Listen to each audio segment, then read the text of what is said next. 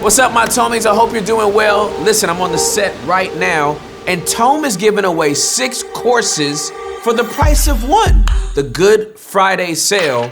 Dang, it's too good. 6 courses for the price of 1. And so if you could not afford course by course by course, you better get in now. I can't even remember all the ones that they're doing. What's the first one? Peace of mind. Peace of mind is the first. Listen, if you don't have peace of mind, you need to get it. What's the next one? Creating in chaos. Listen, this is the one that takes care of the distortion of your life and gives you clarity in a way that you've never had it before. Next, led. If you want to be led by the Holy Spirit, then you need to get this course, because this is the one that's going to show you how to lead and guide your life through the Holy Spirit's prompting. The Back Row Guide to Easter is 50% about Easter and 50% about people that have been hurt in church. And so if you have felt distant or in any way reticent about stepping back into a community, a household of faith, let this course be a blessing to you. Next, Peace of Mind 7-day devotional. Take everything from the course and break it down so that you can have 7 days in a row when you're intentional about your peace of mind. And finally,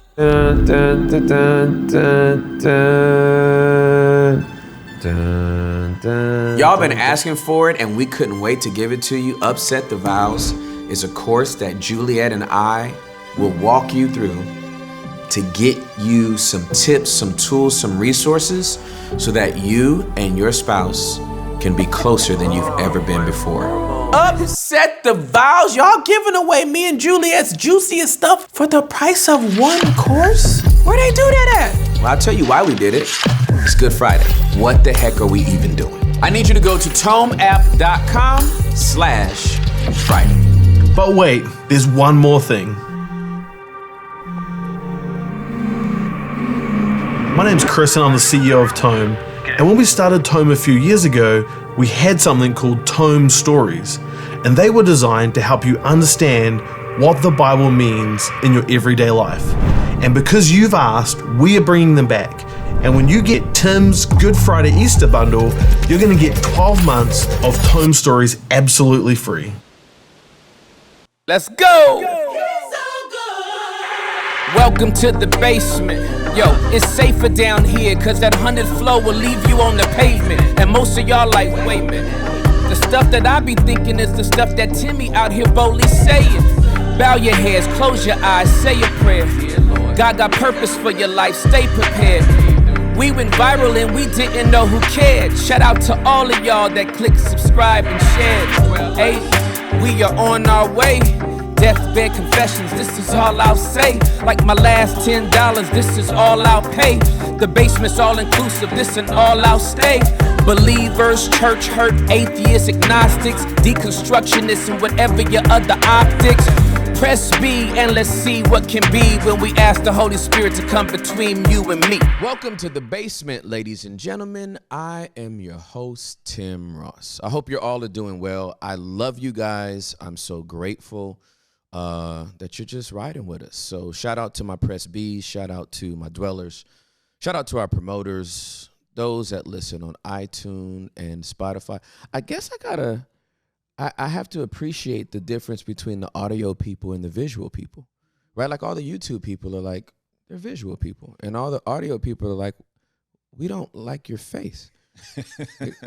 We don't need to see you ever. Just, you have more of a radio face, Tim. Just, that's why we have you on in the car, because we don't want to see your face.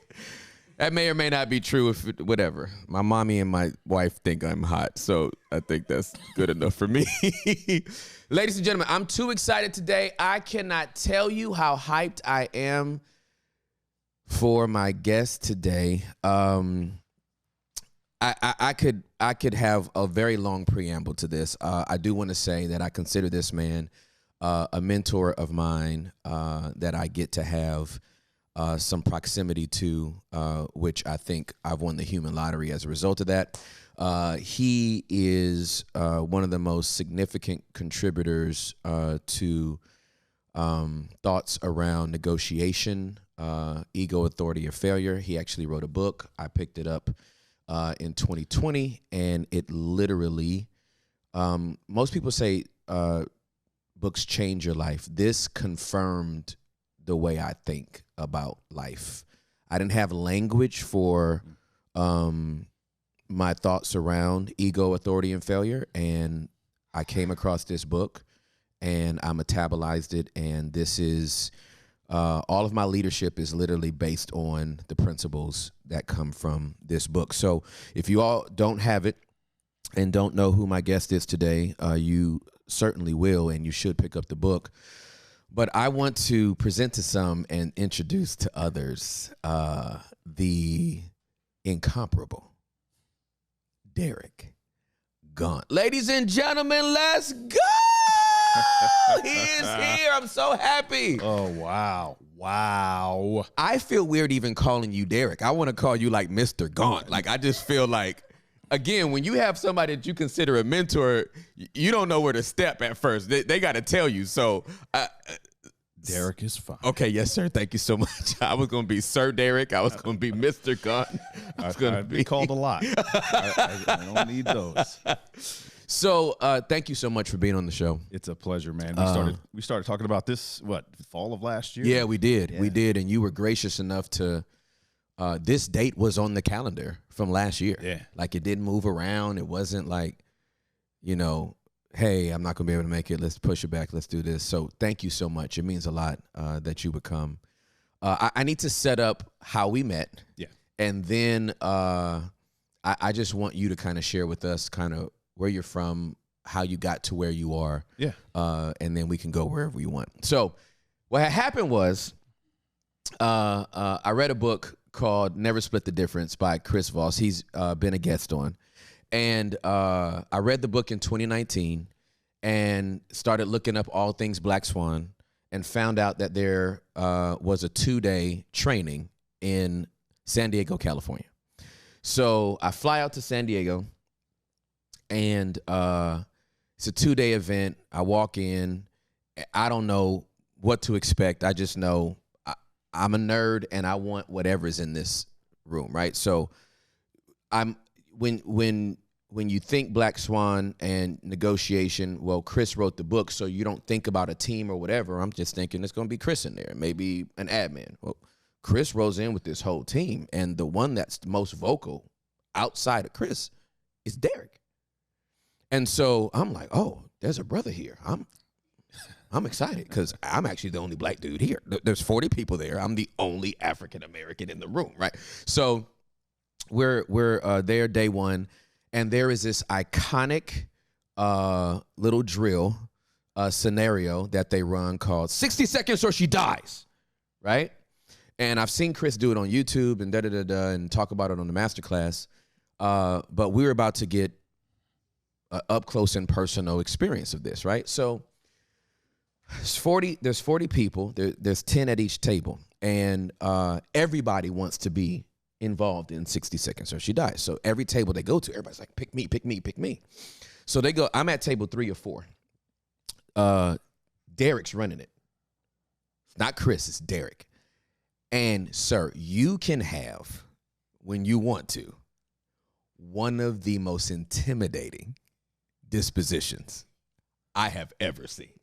When you have a warm smile on your face and but when you drain that blood out of your face and just go straight dog, like it is so intimidating. So you go to table 1, table 2, table 3. There's 10 people at the table. At least 6 have their hands raised. I don't want the smoke. I've seen 2 scenarios already. I don't want this smoke, fam, okay? So he comes to the table. There's 6 people eagerly waving their hands. Please pick me. He walks past me, past 3 of the people that have their hands raised, does a spin, and hands me the mic. And I'm like, sir, what did I do to you? Is it my hair? Did I wear? What did I do that you're picking on me? And he was like, when you're ready, say ring, ring. I mean, and I was already like, I'm about to pee. It is one of the most stress-inducing scenarios. Yeah. Even though it's a hypothetical, your blood pressure literally goes straight up. Yep. Heartbeat, dry mouth. And y'all did this for a living. This is just a scenario, and I'm already shook. And 60 seconds so she dies, and I'm like, sir, I think I mean, it was a lot. Yeah. By design. By design. I got through it. The way it ended was I said, when will this be over? So it wasn't even like I was like, this is too much for me. But it was after like 2 or 3 minutes. I think We went about 4 minutes. Yeah. So that's a long time under those circumstances. So that was dope. Okay. I got to tell you one more story, and I promise I'm going to shut up for a while. Go for it. The next day, Yeah. the final exercise we did was based on Sabaya. Yep. Just for context, there was a hostage crisis in the Philippines, and they actually reenact the whole scenario, and he takes the role of Sabaya, who was the hostage taker during that time. If you thought the first day I described was intimidating, this man comes out full character, bandana on, and they asked me to be the lead hostage negotiator. You sit down at these tables and you're trying to negotiate based on all the information that was given in the real hostage negotiation. We have to reenact it and try to come to the same conclusion that helped free those hostages.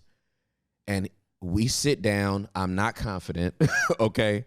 I got my whole team with me, and I sit down, and I got smoked in under 3 minutes.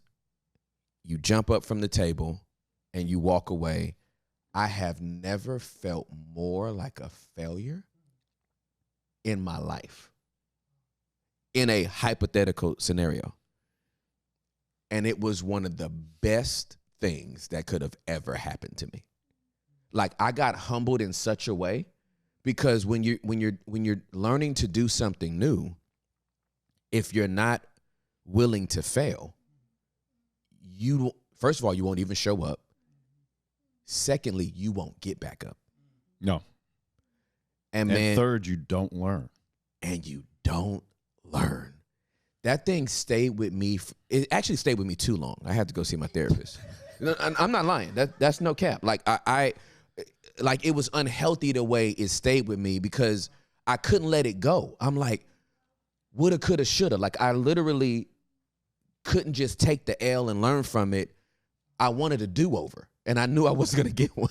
So it was that feeling, and then this book that made it all make sense. So I just wanted to give people some. And when we left, surprisingly, you were like, hey man, give me your number, or take my number, and let's stay in touch. And I was just shocked, because I thought, this dude flamed me 2 days in a row. He probably never want to see me again. Yeah. And he gave me his number. Hey, call me. And we've literally stayed in touch. Yep. And so I just wanted to give people that backstory. But man, thank you. Thank you so much for being here. It means the world to me. Thank you for inviting me. Yeah. So, okay, we take us from the point of origin you would feel most comfortable, but I kind of want them to hear about you. Yeah. So I graduated from high school in like 83? Okay. And I was like Caine in Kung Fu. I just wandered the earth, trying to figure out what was next, you know. And if I could do it all over again, I probably would do it the same way, because my life has borne fruit that I never expected. Yeah. And it did so because I took the steps that I took, or more importantly, didn't take the steps that many people thought I should have taken. And I decided in 88 that I was going to throw my hat in the ring and try out law enforcement. And the advice I had been given was, you need to go with the first agency that tells you yes, because back then it was a very difficult profession to break into. Yep. And so I had multiple applications at multiple agencies. And at the top of the list was the Alexandria Police Department in Alexandria, Virginia, right across the river from Washington, D.C. And they hired me. And I did regular patrol work for the first 18 months. Mm-hmm. But at the time that I started, it was during that time where we were at the tail end of the crack epidemic. 80s, late 80s, for sure. DC was flirting with 500 homicides a year, and so it was it was a different environment. So they pulled me out of regular patrol duties and put me into a specialized drug unit where we just concentrated on street level narcotics. So to give you a little bit more perspective, we had a vice and narcotics section that went all after mid and upper level controlled substance dealers. Mm-hmm. And then we had my guys, the Jump Out Boys, where we were doing street level rips. And so the Jump Out Boys. that we were called the Jump Out Boys because that's literally what we did. We drove around in old beat up vehicles. We were all in plain clothes, and when we rolled up, that's what we did. The driver would stay in the car, 3 other people would jump out. And that's crazy. It would often look like a kidnapping. In fact, we got calls on us many times. Why? Because people would be driving by and said, "Hey, these 4 dudes they just roped this guy up, threw him in this old ratty looking car, and they took him off." Wow. And so I find it interesting that the acronym is JOB. Yeah. Oh, interesting. Yeah. That was my job.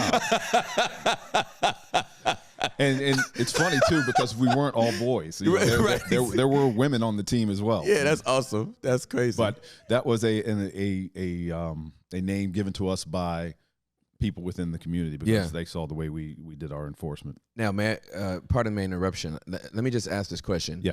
Because my mother worked for the LAPD for 30 years. She was non-sworn, mm-hmm. but that put me around law enforcement. That's what I went to school for because I wanted to be a homicide detective. Mm-hmm. So I studied administration of justice.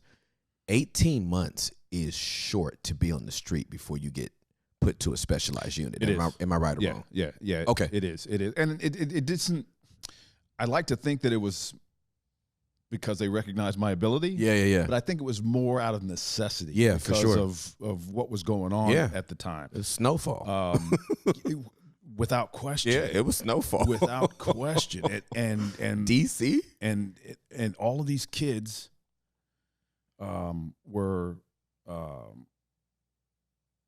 coming into large amount of cash in very short time period. And these are kids, man. Yeah. Their brains haven't even fully formed yet. Right, yeah. And so they don't know how to handle that. Yep. And then, well, he's got that. I want that. Yeah. Let me catch him slipping. Yep. And I'm going to run up on him and take his stuff. Yep. And this guy over here is like, I'm not going to be run up on and have my stuff taken. Yep. And so you get these dueling factions and bodies were just falling everywhere. Mm. And so I think that had as much to do with it as anything. But what I learned in that job is there was a narcotics nexus to almost every single crime going on in the city. Wow. Somewhere along the line, narcotics was a part of the equation, whether it was burglary, whether it was auto theft, whether it was homicide, obviously. Yeah.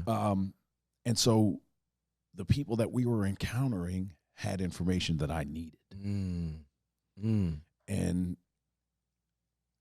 it wasn't long before I recognized, wait, depending on how I talk to these people will determine what kind of information I get from them.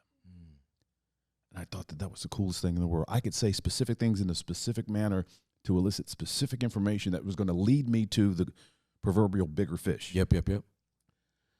And I thought that's pretty cool. So I started to hone those skills in my time in Jump Out.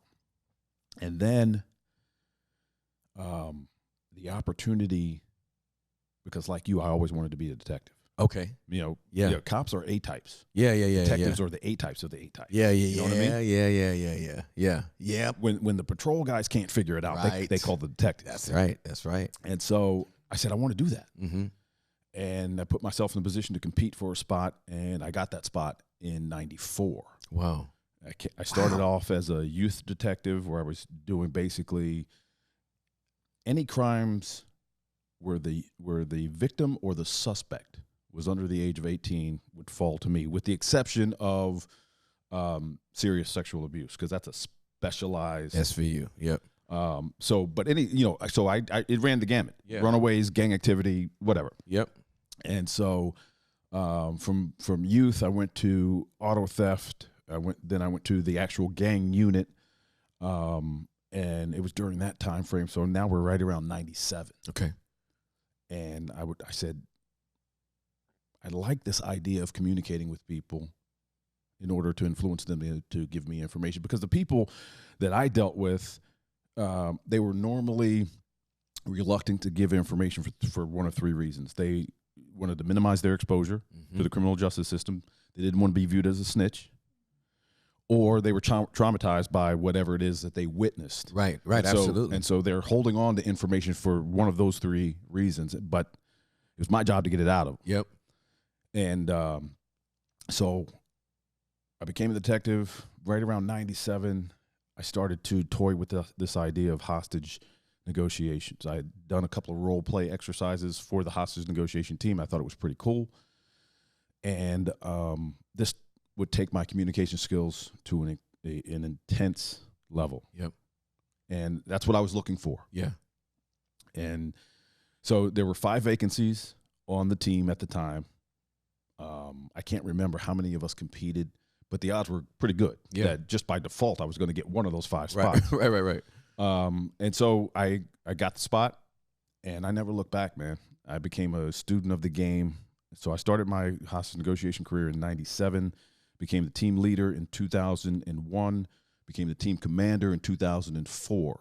And that's a position that I held up until the time that I actually left law enforcement. But let's slow down real quick. This seems like the most expedited law enforcement career I've ever heard of in my life. Like from the time you got in '88, the way that is so fast. Yeah, like LAPD is like beat cop is mandatory 4 years. Yeah. Now, even with the necessity of the crack epidemic, kind of, we need bodies, right? And we need bodies to throw at this epidemic and curtail some of the carnage that's happening in the community. To go from Jump Out Boy to Hostage Negotiator, that's still swift. Yeah, in retrospect, I can see that. Yeah. Yes. Yeah. Now I can tell you, quite frankly, in the moment, I was like, "What's taking so long?" Mm-hmm. I remember one of the guys that I work with. I was bemoaning the fact that I wasn't eligible to compete for detective at this particular juncture in my career early on. And he says, "How long have you been here?" and I said, I've been here 2 years. I should. And he was, I should be the chief. and he looked at me. He goes, "You're lucky you have a job." Wow. I said, "Yeah, good point. I'll be over here if you need me." I'll shut up now. Yeah, no, I see everything in my head. Like everything you're saying, I'm actually watching it. I'm not even listening. I'm hearing you, but I'm watching you. Yeah. Right. Yeah. So I'm watching this and I'm going, no, that's fast. Yeah. That's very, very fast. So you stepped into being a hostage negotiator, and take us through that again. Like from the moment you stepped into so the steps. So the steps are, it's like think of an internal posting for a job. Yep. So I got to go and interview for this job just like I would any other job. Yep. And it's usually a panel interview where there's between 3 and 5 people who are asking you questions in succession. Mm-hmm. And then they evaluate your responses, and then they put you into one of 3 categories: highly recommended, recommended, not recommended. And so they pull from the highly recommended category first. If they exhaust that, then they start pulling from the recommended category. And so I got highly recommended, and they picked me up, and I thought, this is it. Wow. This is it. This is where I wanted to be. You know, I mentioned earlier, detectives were the A types of the A types. Yep. Anybody in the specialized assignment like hostage negotiation and SWAT operations, upper level stuff, bro. Yes, sir.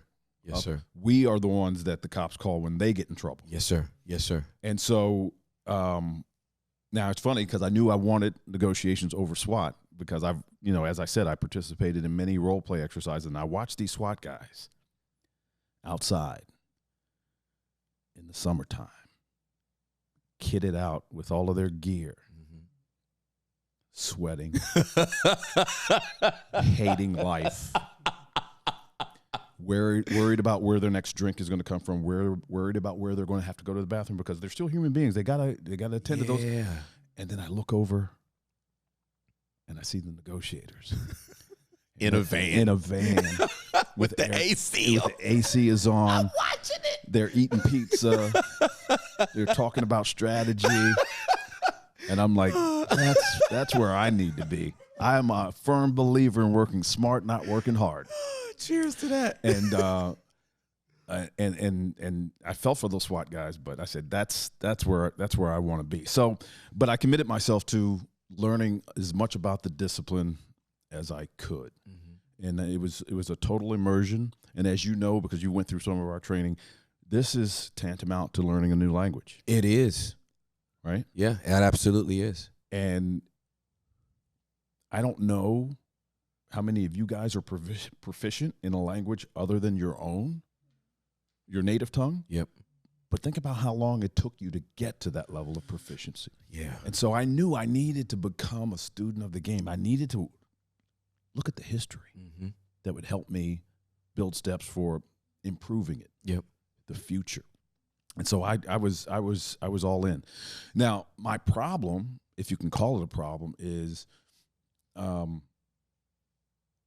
only spent 4 years as an actual negotiator before I got promoted. And now I'm taking on management responsibilities for the negotiation team. Yeah. So I would have loved to have gotten more phone time than I actually did. But, you know, once you start becoming a boss, you know, operationally, you start to get rolled back. Yep. And so, but that didn't stop my hunger for learning different methods for hostage barricade management. Now I've been out of the business for 6 years. But I'm confident that if whatever happened and I was thrust back into that environment again, I would bring just as much value to the table. Yep. In hostage barricade management, not because I'm special. Understood. Just because I'm a student. Yes, sir. And I watch and I learn and I apply. Yep. And so one of our sergeants left the team in 2004. In 2001, I had just become a sergeant. You know, something I thought I'd never do, right? Because it was a boss, and I didn't want to be viewed as a boss. Yeah. Right? And there were things that were going on within the agency, and as a frontline guy, you're always they're always messing with us. Why are they doing this? And somebody looked at me one day and said, you know, instead of running your mouth and complaining all the time, why don't you do something about it? Meaning, if you want to change it, become the change that you're looking for. Yeah, absolutely. You know, become that sergeant that everybody wants to work for. Right. And so I said, yeah, all right, yeah. I'm gonna try to get promoted. And I messed around and got promoted. And so never in my history of life have I heard somebody say, and then I messed around and got promoted. Yeah. Not demoted. I've heard demoted. I've heard fired. I never heard nobody messing around and getting promoted. And so that's from my perspective, because I will tell you that the happiest that I was in law enforcement, take the team out of the equation. The happiest that I was in law enforcement was when I was in jump outs. Yeah. Oh. That was an insane. I would look at people that I worked with closely, and I was like, I can't believe that we get paid to do this. Wow. That's how much. But then again, I was a young gun. Yeah, that's exactly right. Yeah, absolutely. And so, I can say that now. Yeah. But so when I say I messed around and got promoted, Yeah. that's when, things took on a more serious nature for me. It was more, all right, people are counting on me. Right. I'm responsible for things. Yep. If somebody on my team or my squad or my group Yep. screws up, Yep. it's on me. Yeah, for sure. And so the mindset's a little bit different. And I'm maturing. I'm older absolutely. now. Yeah. But anyway, to make a long story longer, my one of the sergeants left the team, and they put me in a team leadership role. Yep. So I could get on the phone again, but that wasn't my job. Mm-hmm. And like we talked about earlier, it's important to train your folks up. That's right. Give them the marching orders. That's right. And let them know, get out of their way. That's right. That's the position that I was in now. Yep. Did you enjoy it? I enjoyed the mentorship, the Okay. mentoring. Okay. I enjoyed the mentoring. So let me rewind this. The normal way this works is you get promoted, and remember, I'm a detective. Right. I get promoted. You don't stay in that specialized assignment. You get back to the road. So I go from the detective bureau back to the patrol division. Oh, wow. Where I get a group of 7 to 8 officers, Mm-hmm. and my job is to manage them. Mm-hmm. And one of the things that really irritated me when I was in patrol or in the detective bureau was the lack of quality in initial reporting by the patrol officer. So somebody breaks into your house. They're going to send a patrol guy out here to take the initial report. Roger. He's going to go back to his supervisor. His supervisor's going to proof that original report, and then they're going to submit it as a permanent part of the record. And then in a couple of days, you get a phone call. This is Detective Gaunt from the Denton Police Department. I'm following up on the burglary. I'm going to come out. Love to talk to you. What time's better for you? And then the detective comes out, sits down with you, and then he gets supplemental information from you. Well, as a detective, I was always a little miffed at the lack of clarity and the lack of information that was contained in that original report, to the point was where I would go back out to your house after that burglary and I would say, Mr. Ross, I want you to pretend like the police never came and tell me the whole story from beginning to end. And I guarantee you, you're going to give me details that are not in that report. Yep. Not because you didn't tell them. Right. They Not just because didn't record it. That's right. I wasn't withholding it. Yeah. And so I said, yeah, all right, I'm gonna go back to patrol and fix this. And I'm gonna show these guys how to start working cases to their fullest before, work it to the point where it eclipses their ability or it's outside their expertise. Yeah. And then we'll turn it over to the detective bureau. But as long as we still have leads to run with at the patrol level, you're going to do it. Yeah. Man, you know how much pushback I got on that? Oh. People, they were losing their minds that I was asking them to do police work. Wow. Wow. They said, I just want to do this initial report, turn it over to the detectives. I said, no, we're not doing that. You got leads to follow up here. Yeah. Do your job. Hello. Your job. Hello. And this person will remain anonymous. But in this one particular caper, this guy goes in to an industrial HVAC place. Okay. And he orders a roof-mounted HVAC system for a commercial space. They provide it to him, and he leaves.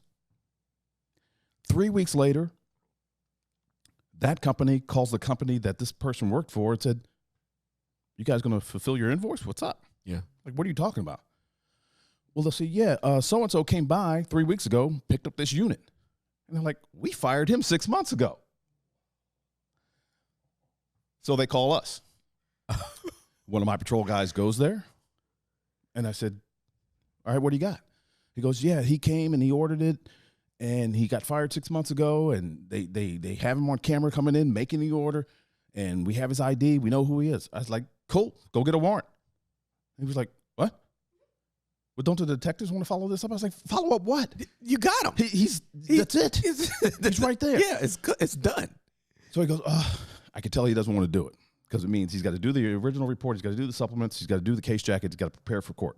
He has to do his work. He has to do his job. God forbid, you got to do your job.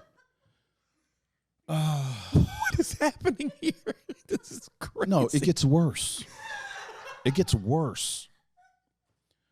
So that night, he's already submitted the report on the computer. So I'm reviewing his report. That night, we get a call for a domestic violence out in front of a convenience store. And I'm close by, so I hear the call go out, and I respond over there. And the officer who's handling that other case I was talking about, he shows up as my backup. And we separate the parties, and he comes over to me. He goes, hey, boss, that's the guy right there. I was like, what guy? The guy with the HVAC system. What? And I said, go hook him up. Arrest him. And he goes, now?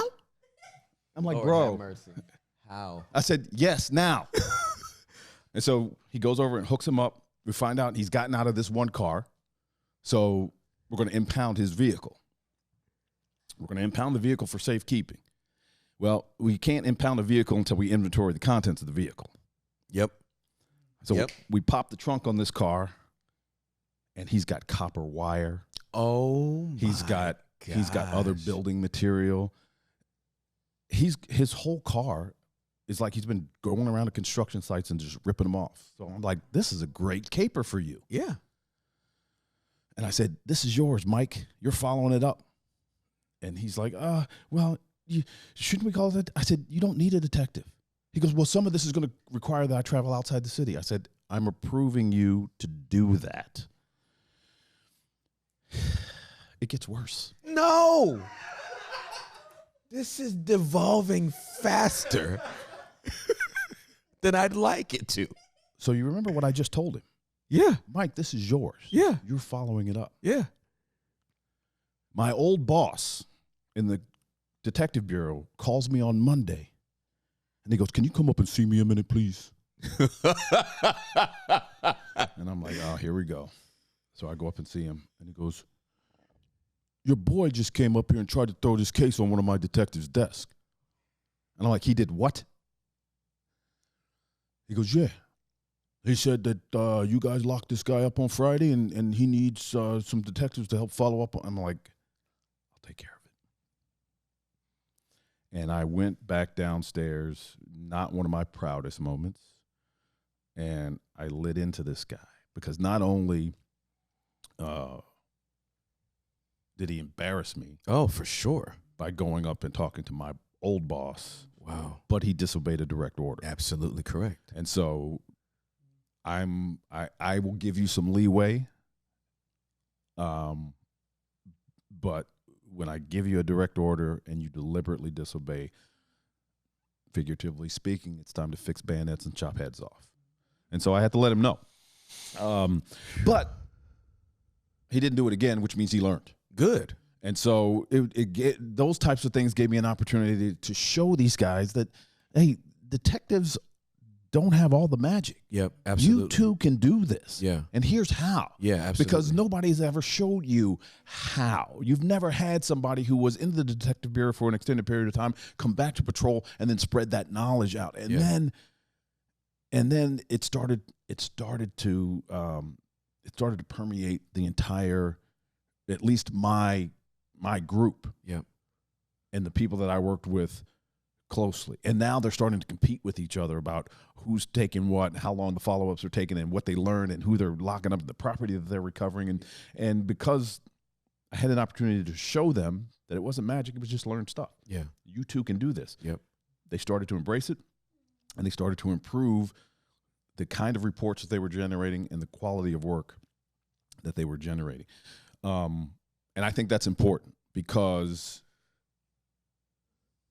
they were doing it not because they, well, with the exception of this one guy, not because they refused, Right. because nobody ever explained it to them. So when you explain something to somebody and they elect to take that advice and work with it, that's cool. Yep. When you explain something to somebody and they elect not to do the way you told them to do it, then that's deliberate. Absolutely correct. And so now I know who I'm dealing with Right. on the other side. Yep. And so becoming part of the team, I knew it was part of my responsibility to make the team better. And I wanted to make them better to the point where we were looked upon as one of the better teams in the area. And ultimately, that's the way most people viewed my team at the end, was this is one of the best teams in the area. From my perspective, my team, my final hostage negotiation team was one of the best in the country. I would put that team up against anybody.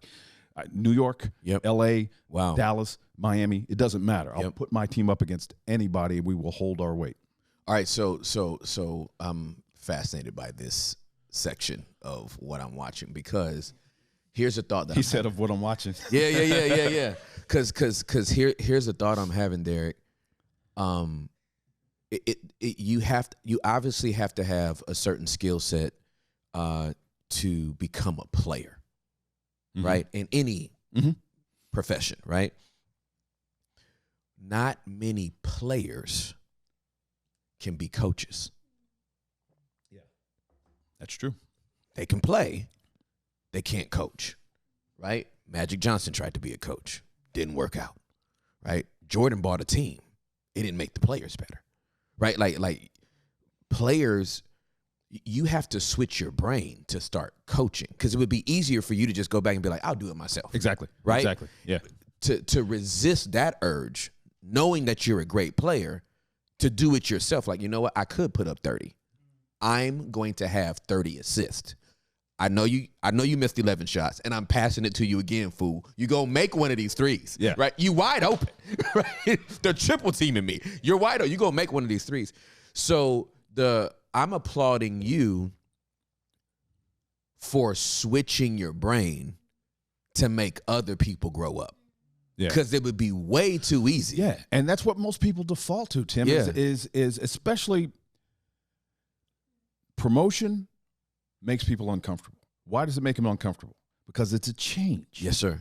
The status quo has been changed, and whenever you change the status quo for anybody, you are introducing uncertainty into their life, and Facts. uncertainty is the mother of fear. Yes, sir. And so when these people get promoted,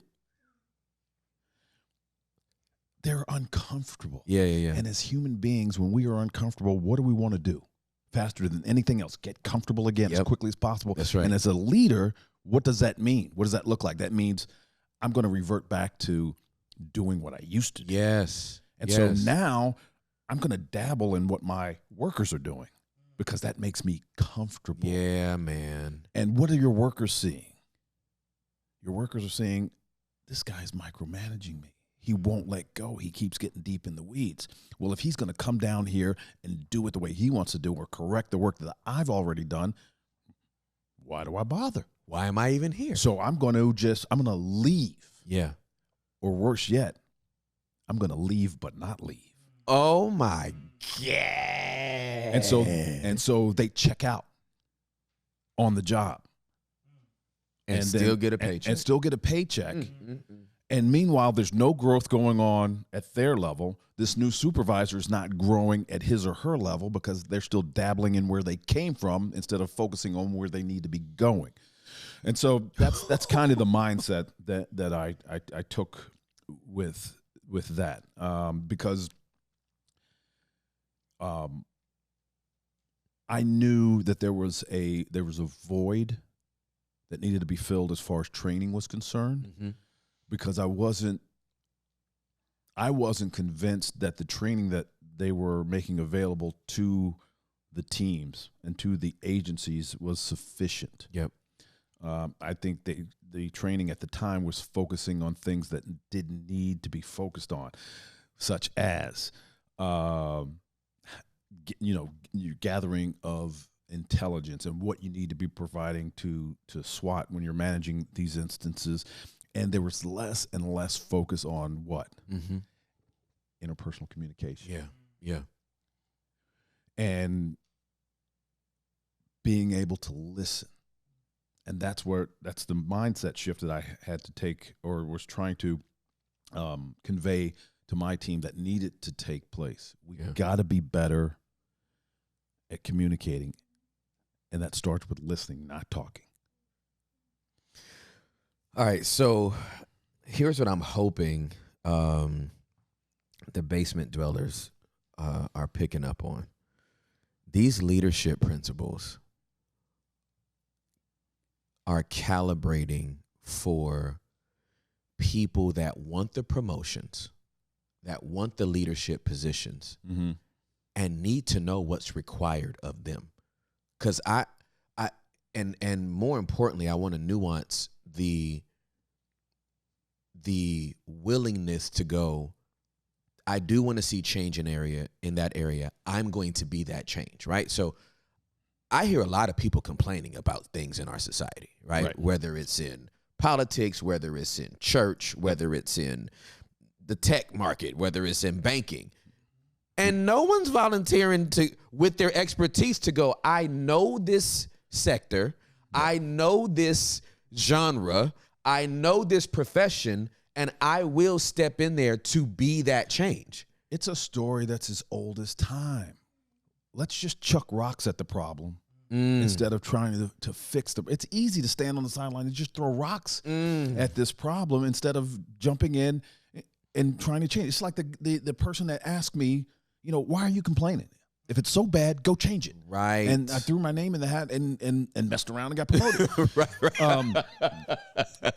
And so it's an extension of that. Yeah. When you see that there's a dearth, when you see that there's a need, don't say, oh, that's too bad. Yeah. Go fix it. Yes. Jump in and at least make an attempt. Yes. And if you want to judge me for my attempt, if it fails, so be it. Yeah, absolutely. So be it. But at least I tried. But I tried. That's exactly right. And so, and this is a human being thing, man. This is not even a leadership thing. Yeah. When I first moved to Atlanta, an organization reached out to me because it was during February and they were honoring positive black males in the community. Okay. Now this organization really didn't know me other than my profile on IG. Yep. And so they reached out and said, we looked at your profile, looks cool, we'd like to honor you. And so I talked to one of the directors at this organization, and they told me what they were involved in. Better Futures and Foundation, or Better Foundation and Future. I can't remember exactly what it was, but they were focused on providing rehabilitative instruction, education, and services to specifically men of color who were coming out of the institutions. Okay. Juvenile and adult. Yep. And I said, well, we started talking about my background, and they said, you could really have a positive impact on some of these people because you've seen it through a different prism. Mm-hmm. And I said, not only have I seen it through a different prism, but I know that a lot of these guys get caught up because they can't articulate. They get caught up because emotionally they're too immature to listen. I said, that's a dearth. And they are struggling with that because no one has ever bothered. So I said, I'm your guy. I'm your guy. Now, there were some things that happened internally with them where it never really materialized. Okay. But we had plans in place for me to go in and talk to guys who had been incarcerated with, this is how you should be interacting with the police. These are some of the things that you should be listening for in your own interpersonal communication that will keep you from responding to your trigger. I can't mitigate the trigger itself. That's going to happen. Yep. But I'm going to show you how you can control your response to that trigger, because previously your response to that trigger has been to lash out, either literally or figuratively, which is why you wound up where you are. That's right. And so I'm going to provide you with this knowledge, guys.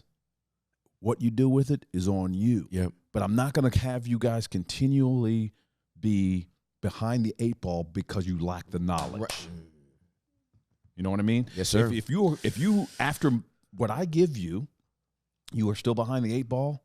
That's on you. That's on you. Absolutely correct. But I don't want it to be. We've got too many people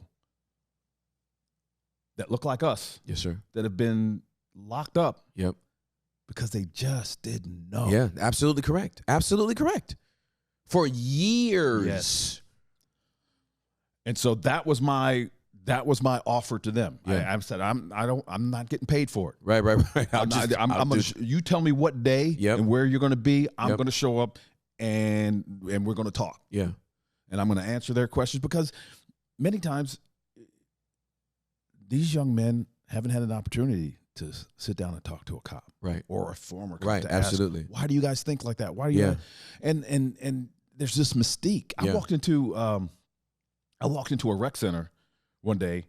I'm in full uniform. I walk into a rec center one day, and I'm talking to the guys in the rec center, and one of the guys challenges me to a game of pool.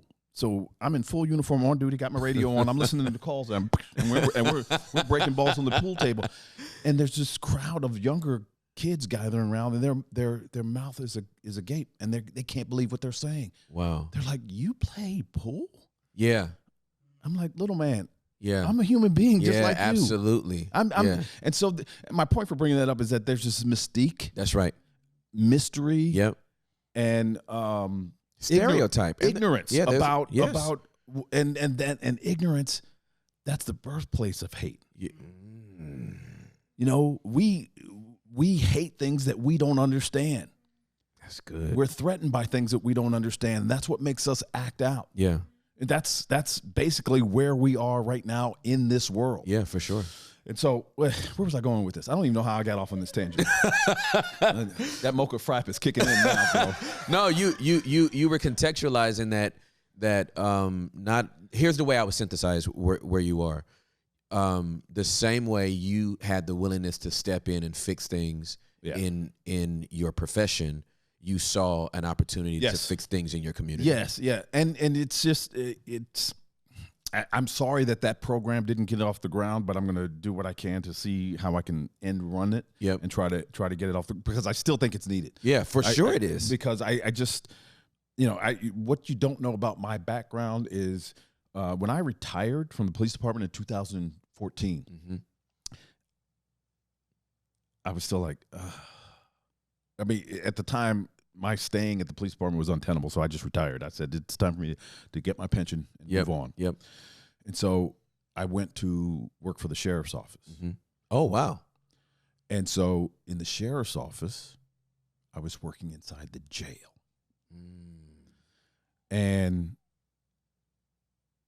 eye-opening. Eye-opening from the perspective that the jail for me was a repository for the people that I met on the street. And I only had to deal with them 2 hours tops. Wow. Before they became the deputy's responsibility. And the deputies are in there for 12 hours with these guys. And so when I got hired by the sheriff's office, I was their internal affairs guy, and I ran their crisis negotiation team. And so as the internal affairs guy, I was in essence the police for the inmates. Because now they had an ear. It wasn't long before they figured out, all I have to do is fill out this inmate request form requesting to see Derek Gaunt, and he's going to come over and he's going to talk to me, and I can tell him about what Deputy so-and-so is doing or whatever. But anyway, I spent a lot of time in the jail, and I'm looking at these guys and women, and I'm like, and this is going to sound cliche, there but by the grace of God. Yeah, man. These cats are no different than me. They're not. Facts. They came from a different background, different walks of life. They had some knocks that I didn't experience. Yep. But I see myself in all of these dudes. Yeah. And why did it take me so long to look at them like human beings? You know, why did it take so long for me to not look at them and immediately judge? Yep. And so that experience, for lack of a better term, softened my heart. Yeah. And made me say, hey, look, yeah, they're incarcerated because they made some mistakes. Yeah. But this system is not set up for their success. It's just not. No, it's not, man. And so, and a lot of that lack of success, going back to my original point, was because no one has ever taken the time. So in my retirement years, I'm trying to figure out where I need to go so I can contribute some of that time to at least give them a chance. Yeah, for sure. I just got to let that marinate real quick because my brother did 11 years in prison. He's 10 years older than me. He founded a gang in L.A. And one of the founders. I remember having to go see him in outside of Valencia, California. Yeah. Having to bring my mom and my daughter, his daughter, not my daughter. I just don't. Wherever Juliet is. I ain't got no other kid, girl. I didn't lie to you about nothing. Just want you to know. Okay, we only got two boys. Two boys. That's Darren's daughter, not mine. I just want that to go on record. Whew, that thing came out of me and scared me. Juliet is Bahamian and Jamaican. The Bahamian side is docile. The Jamaican side has a machete. I'm scared of the Jamaican side of my wife. So that my mistake put fear in my own heart. My daughter, oh God. Lord have mercy. Okay, I'm good. She's not abusive. I just want everybody to know. My wife doesn't abuse me, but I'm scared. So we would have to take her, this is the funniest story. So my niece, his daughter, she's only like 3 or 4. And, we get her in the car and put her in the car seat. It's me, my mom, and my niece. And we're going, and we say, again, I'm giving the disclaimer, she's 3 or 4, okay? And I'm like, hey, baby, we're about to go see daddy. And she would go, shit. It was the cutest. She's only like 4. And I'm like, and me and my mom eyes got so wide. We were like, baby, what did you just say? And she was like, shit. And we were like, oh my God. Do you want to go see your daddy? Like, but she was trying to express, now obviously where the environment she was in, this is how she can grab this word and not yay, right? You know what I mean? But she was trying to express her lament. Because we go up there, she sees her dad through a glass. Yeah. And at that tender age, that word is already in her vocabulary to express like, I don't like this. Yeah. My dad, I can't hug my daddy. I'm playing tag on the glass. That's all you can do is put your hand up, move it around, and da-da-da-da. My brother's a good dude, man. Promise you he is. But those mistakes put you in a place that don't rehabilitate you. That's right. And they harden you. And there are people who are waiting in the weeds for you to make that mistake. Yes, sir. They're waiting in the weeds. This system is perfectly designed to highlight and then correct your mistake. Yeah. But in the correction, because that's needed, don't get me wrong. Yeah, absolutely. Yeah, for sure. But in that correction, you got to be able to show people there is a different Absolutely. way. Yeah. Because they're not worthless. They're not, they screwed up. They did, man. They screwed up. They did. And so now what? Let's fix it. Let's make sure that they don't do it again. Absolutely. And being able to communicate should not be the reason why they are in the straits that they're in. That's right. And so that's my whole thing, and that's where I am now in my life. Yeah, the Black Swan Group, we are a strategic business advisory firm who focuses on providing corporations and individuals, organizations, how to apply hostage negotiations practices and principles to make them more money.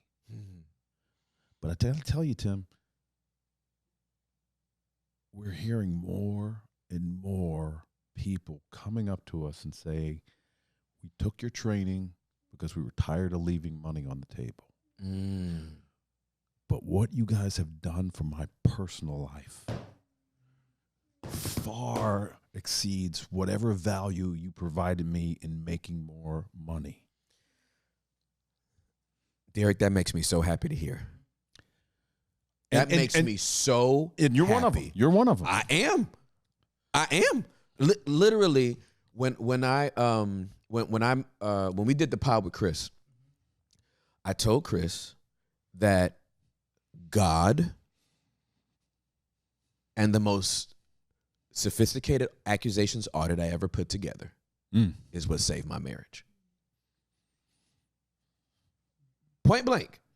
If it was not for me reading that book and understanding that my wife needed to hear me say what she has always felt about me, she was not going to be able to move on. Mm-mm. And when I put together that accusations audit, that lasted a painful 4 minutes and some change. She said, that's exactly right. You have been that prideful. You have been that selfish. You have been that arrogant. You have been that dismissive. You have been that unsupportive. She just needed to hear, and she wasn't fake. She was just like, the relief. You heard me. Yes. and to stay on that point, because you satisfied for her a need that all of us have. Yep. All of us have an innate desire to have someone else understand what our perspective is. Absolutely. What our environment looks like, especially when they're as close as man and wife. Absolutely. Because you're articulating things for her Yeah. that she hasn't necessarily verbalized herself. That's right. And the power in that cannot be overstated. I promise you, it changed my life, man. And your book, so I planted a church in 2015, and I pastored it for 17 years before now doing this. This is my full-time job, which is kind of weird, but I'm embracing it. I got Ego, Authority, and Failure in 2020, read it, then we went straight into a pandemic. Mm-hmm. Because God's timing is just perfect. You cannot underestimate God's timing. I had no idea I needed this book. This is not one of those, I'm searching for this, I'm looking for some things, and blah, blah, blah, blah. I didn't even know you existed before I got to, before I got to California. You have this book, so I pick it up. I had just come off of a 3-month sabbatical. I was going to quit pastoring. And the reason why I was going to quit is because I was in the wrong position. The way I was trying to lead the entire organization was wrong. And I needed to fire myself. I got that. I started reading this book, and I got through this book in 3 or 4 days. I nerded. And I'm not like a fast reader. I don't read like 100 books a year, that kind of thing. But when it's a book that resonates with me, I can't put it down. So outside of my Bible, I can name you the last 5 books that have like snatched my soul. Most of them I get through a chapter and I'm like, that's enough. You know what I mean? Like, I'll get the audio and maybe listen to it when I'm in traffic, right? But I went through this book. I got underlines in this book. I got highlights in this book. And I was already at this crossroads. They gave me, the elders of the church had given me a 3-month sabbatical. I come back in January. I go to the 2-day. I get the book. I read it. I'm done with it in January. We are in the process of hiring an executive pastor because I'm firing myself as this leader of the church that must do it all, that must be great on Sunday and be a great boss Monday through Thursday and have everybody and have my direct reports. I fired myself. I was like, I'm Steve Jobs. I ain't running this company. I'm the visionary. I'm going to give y'all the vision. I'm going to sit down. Somebody else going to run this company. I got all the principles out of this book to kill my ego and to literally disperse authority so people could grow. Yeah. Right? Yeah. And so I hired an executive pastor, great man whose last name rhymes with mine. His last name is Poss. So I got a Greg Poss to go with a Tim Ross, a Georgia man from that was living in North Carolina. So he comes down and we sit down and talk. And I let him know. I said, I am not going to get in your way. I said, I'm the visionary here. You're going to run the organization. The staff reports to you. I'm not coming behind you. I am going to meet with the staff once a week. No, I'm going to meet with the staff once a month. I'm going to meet with you once a week. And your voice is going to be how they move. You will hire people and you will fire people. And you will just let me know. But I'm out of your way. And he said, well, boss, I don't want to stand on that platform and preach on Sunday. And it sounds like you don't want to be in this seat overseeing day-to-day operations Monday through Thursday. I said, I don't want to be in that seat. He said, I don't want to be on that platform. I said, I think we're going to have a great relationship. Yeah. And we stepped into that structure.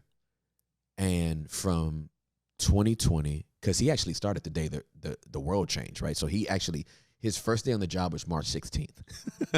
Our last service for the rest of 2020 was March 8th. From the time he started March 16th through the end of the year, I think he hired 9 people. Our giving went through the roof. We rebranded the entire organization aesthetically and logos and all that kind of stuff. We renovated the entire church. No one was in it for 10 months, okay, or 9 months.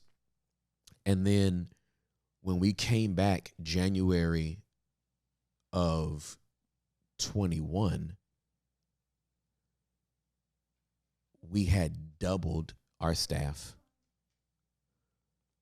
and we were prime to pay off $2 million in debt, which we did in 7 months in 2022. And I transitioned a healthy church that my successor has now taken and done more with than I could have ever done. And so what do you find is unique about that story? My ego died. Yes. Honestly. And you never resurrected it, which is important, right? Because people will talk about killing their ego all day long.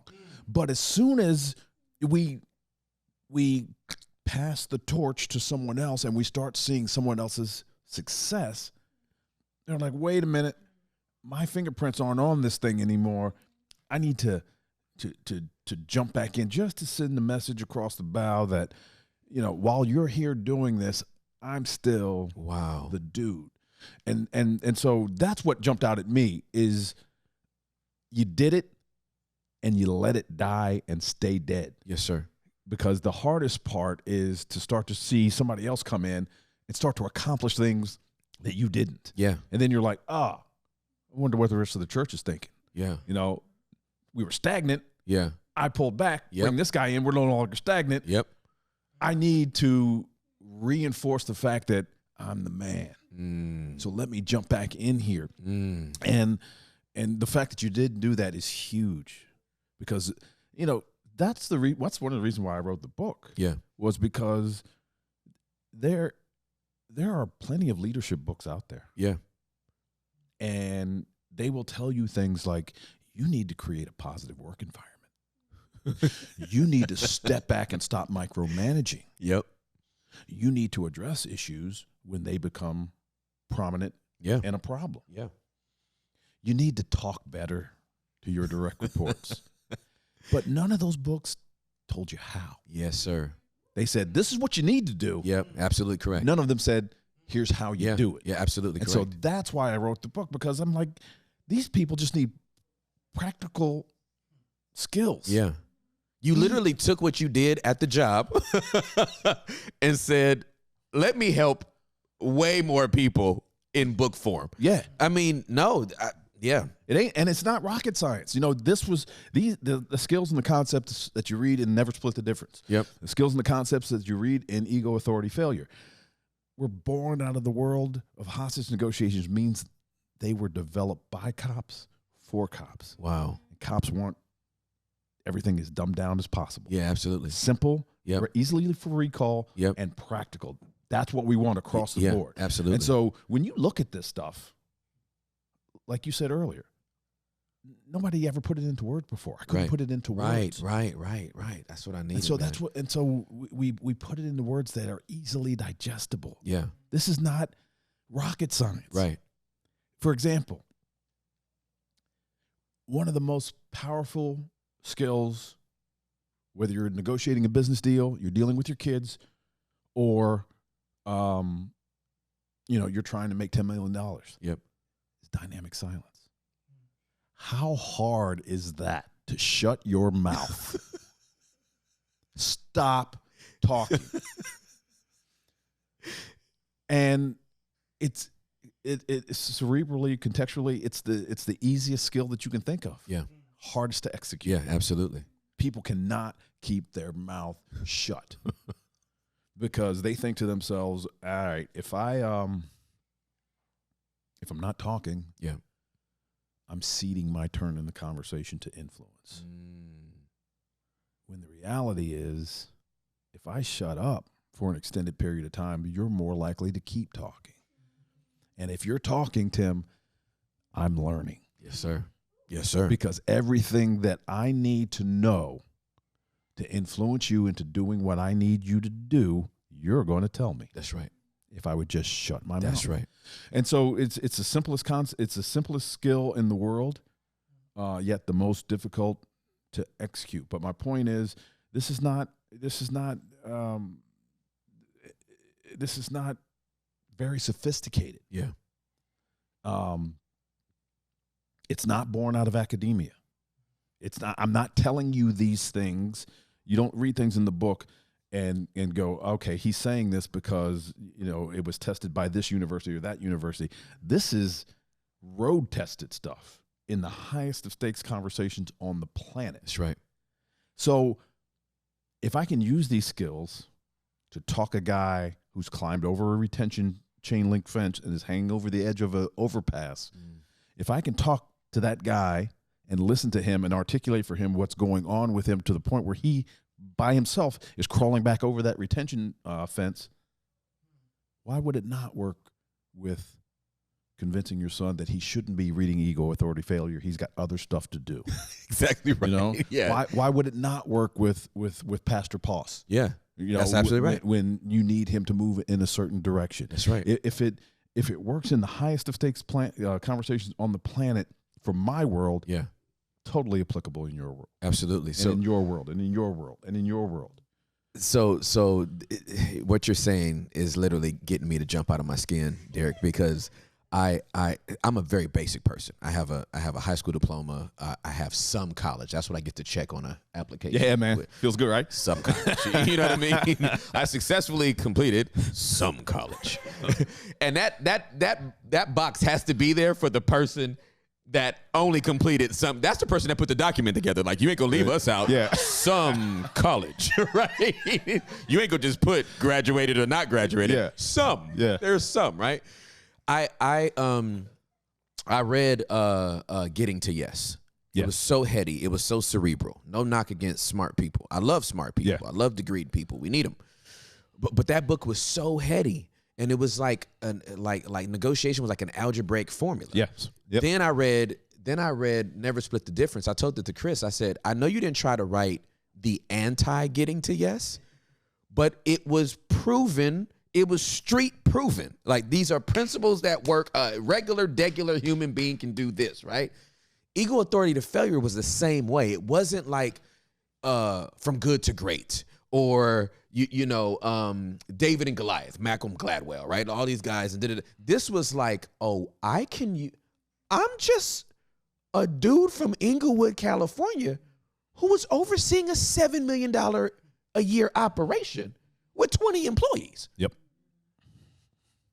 This book made me look like the best boss of all time. Not, well, I took some MBA classes. I audited some classes in Boston, and they let me into some cheat sheet. Yeah. Yeah. I read this book, and not to say that there's other books that are not out there and all that kind of stuff. Again, I'm wired a certain way, and certain books just suck me in, and this was one of those books. I left that company. I started another company. We have a small team, and we do big things. Yeah. With this very small team, and it does not have to, but nobody feels stepped on. They can testify for themselves. I don't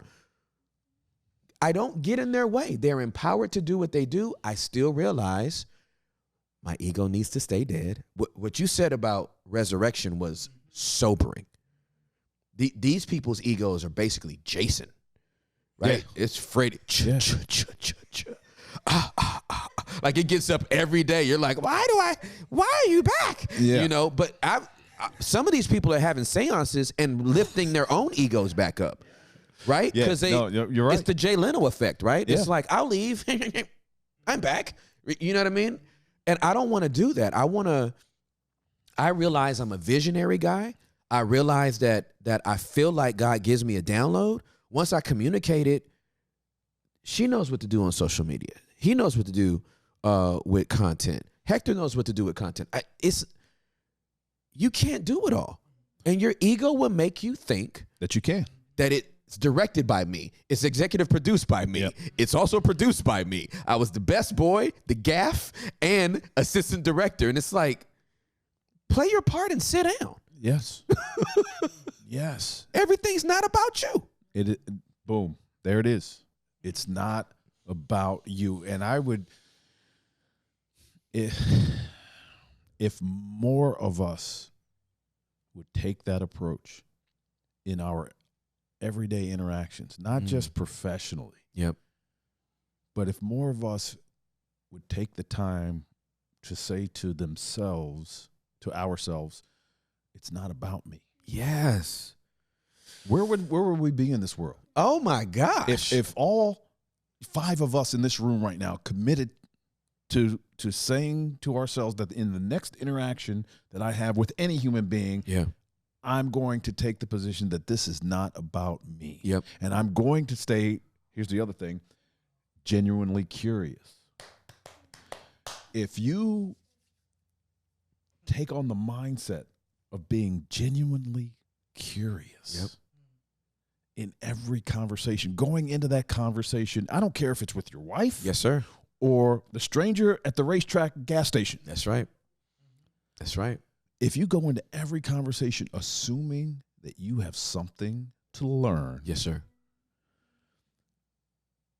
Number 1, you'll satisfy that need I talked about earlier, everybody wanting to be understood. Number 2, whatever comes out of their mouth, you can't get triggered. I mean, you can't respond negatively to the trigger if you're staying curious, because your brain doesn't work like that. You can't be curious and angry at the same time. That's right. You get to, which is beautiful, because now I get to choose. You get to choose. That's right. That's good. Yeah, that's right. And so if you assume that you have something to learn, your mind is always open. You're going to be looking. That's right.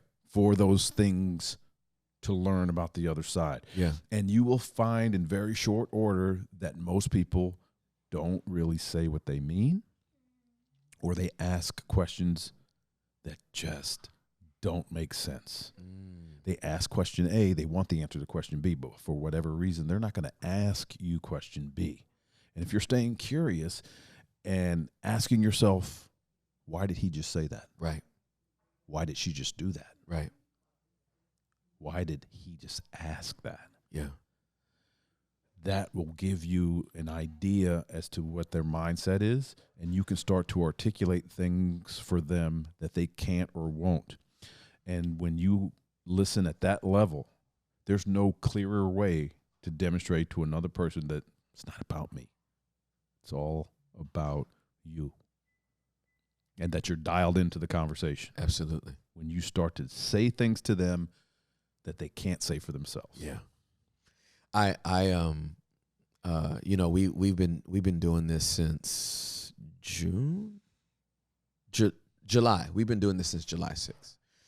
And I've been able to sit down with people that I know and people that I've never met in my life. Mm-hmm. Have we ever done a pod that was less than an hour? No. Right? Especially with a guest. Because I'm a genuinely curious person. Well, I was going to be a detective, right? Yeah. So it makes you genuinely curious. I want to know, right? I was on a plane 2 days ago, and I'm sitting next to a 79-year-old woman who's missing at least 7 teeth. From You counted? Well, I guess I did. Well, I approximated based on the front of the grill and the bottom. You didn't go 8. You didn't go 4. You said she's missing about 7. Yeah, I did say 7. I didn't, Randy. It was an odd number. I don't know. I'm an odd guy. Right. I always land on odd numbers. So I'm on the plane with her. What brings us together is a plane ticket and the seat assignment, right? Yeah. She's 79 years old, and if we talked for 40 minutes, if we communicated for 40 minutes, she talked for 37. Nice. Again, at my DNA level are these principles. And so all I'm doing is labeling and mirroring. And this woman is telling me, I know she got great-grandchildren. I know one of her sons is a gamer and basically doesn't leave the house. She was married 3 times. Her first 2 husbands were domestically violent.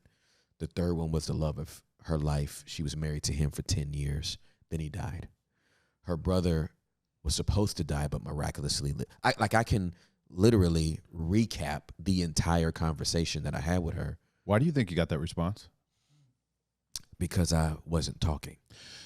Exactly. Not only were you not talking, you expressed interest. That's correct. That's absolutely correct. And she rewarded your interest with further information. That's correct. And that occurs, and I know I'm starting to sound like a broken record, but that occurs because you're fulfilling that need that all of us have. Yeah. And she's screaming to you, I don't get this anywhere else, Tim. That's right. I don't get it at home. Yeah. I don't get it in my social circles. Yeah. Yeah. I'm getting it from you in this moment. Yeah. And that's why she all of that stuff absolutely on you. Yeah. Because she's not getting it anywhere else. Yep. And it felt so good for her to reveal intimate details. Yeah. Are you kidding me? Yeah. She's going to open up to a complete stranger on a plane talking about, I was beaten by my first 2 husbands. Yeah, yeah. Who does that? Who does that? It's so true. It's absolutely true. And she did it because you were making her feel good. Yeah, absolutely. Because she's getting it nowhere else. And that's the reality for most of us. Yeah. Most of us are not getting it anywhere else. Wow. And so and I would challenge all of you, go to Starbucks. Ask the barista how they're doing. Mm-hmm. And then when they respond, regardless of what the response is, you say to them, it sounds like, and then you fill in the emotion or the dynamic. Yeah. And you watch what happens to them. Uh-huh. They will give you much more information about what's going on within their life in that moment. Yep. Because here's what happens. They get asked, how are you doing 100 times in a day? Yep. 99% of the people that ask that question do not care. They That's just don't. correct. And so It's just part of a greeting. when it's a throwaway in the West. We don't care. Yeah. And so when we actually demonstrate that we care, yes. that barista goes, wait, 100 people came in before Tim came in. I told him how my day was going. He labeled the dynamic. Yep. That felt great. Yep. So I'm going to share with him a little bit more. Yep. Now, I would tell you, if you do that, you need to be careful because the people behind you are going to get angry. Right. Because that barista is not going to let you go for a while. That's exactly right. That's exactly right. But again, they're screaming, this is an unfulfilled need that I have, that finally another human being is recognized. Absolutely. Yeah, it does, and it doesn't take much. Again, it's my life and it's my lifestyle. This is the way I live. I'm like this with everybody. It doesn't matter where I am. I'm curious and I'm quiet.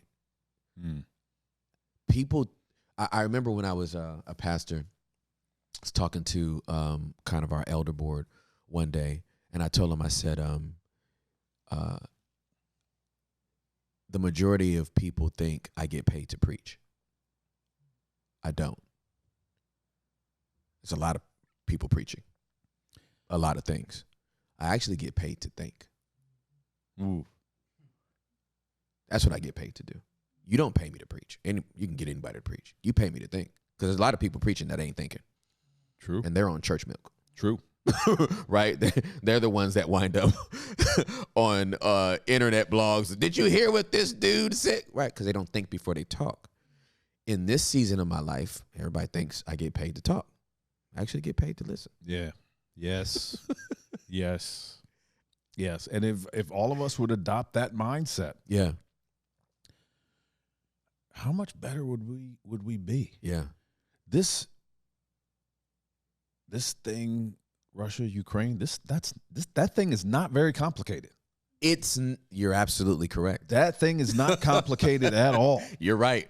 You're right. And people ask all the time, what do you think that what to remove this logjam and reduce the reduce the chance that this conflict is going to continue? It ain't that hard. Yeah. It ain't that hard. Yeah.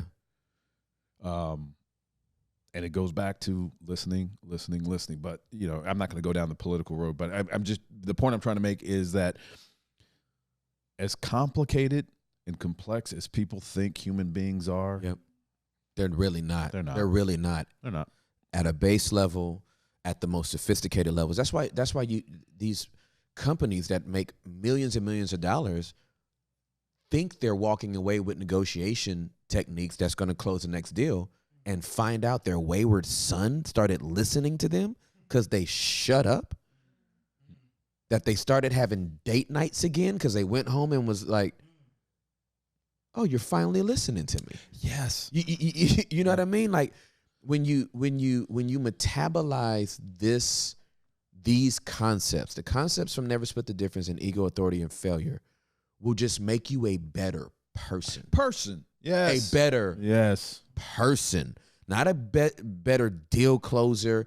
You would have to be like the most nefarious person on the earth to use these powers, these principles, these tools, these techniques for evil, for bad. Like, I'm just going to get over on people. When you take tactical empathy and then use it against somebody, you're just a sick individual, right? Like, yeah. When you try to invert empathy into your own personal gratification, you are a narcissist. Point blank, period. Without question. And you've heard me say it before. The best purveyors of tactical empathy on the planet, from my perspective, are hostage negotiators and sociopaths. Yeah. Because both of us use it not because we're necessarily nice people, Yep. but we use it because it works. It works. It absolutely works. Ted Bundy was executed for the murder of a 12-year-old girl. He, on death row, he copped to over 30 murders, which means he was probably responsible for close to 70. How do you think he was able to get otherwise intelligent human beings into compromising positions that ultimately cost them everything? Absolutely correct. because of his narcissistic way of using tactical empathy. Yeah. He wasn't using it because he was a nice guy. He used it because he knew it worked. Yeah. And so the same with us. But this idea of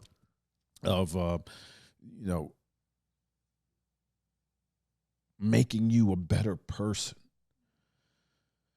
I mentioned it earlier that more and more people are coming up to us and saying, I've things in my personal life are changing in ways that I never thought possible. And one of the participants in one of our events, in fact, she came to a Dallas event. Actually, no, she came to a New York event. She was living in New Hampshire. She came to our New York City event. Yeah. She had a small company. She's an entrepreneur. She wanted to up her game. 2 months later, she flies to Dallas because we're having another event in Dallas. And she goes, I'm not really here to learn anything new.